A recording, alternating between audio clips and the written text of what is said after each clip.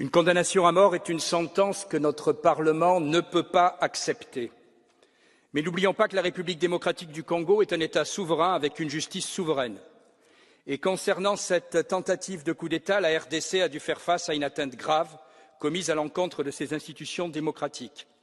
De plus, M. Wando est condamné en première instance et vient de faire appel.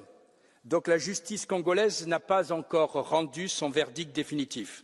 Alors franchement, pourquoi ce Parlement se précipite-t-il pour s'ingérer dans une affaire judiciaire qui ne relève en rien de sa compétence? Vous me permettrez de douter, n'est-ce pas, pour cacher ces incohérences? Car pendant que nous débattons ici d'un cas personnel, Kinshasa fait face à une guerre meurtrière à l'est au Kivu, où les milices du M23, à la solde de Kigali, massacrent la population et s'accaparent des territoires.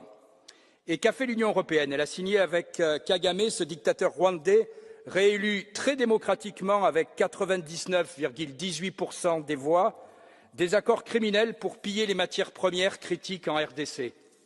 De cette guerre larvée, l'Europe ne dit rien.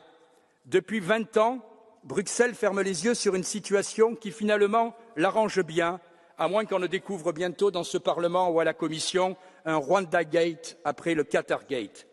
Aujourd'hui, vous demandez la justice pour ce présumé putschiste, c'est votre droit. Moi, je demande la justice pour les centaines de milliers de morts congolais qui se noient dans le sang des intérêts européens depuis 1998 et que nous couvrons par notre silence complice.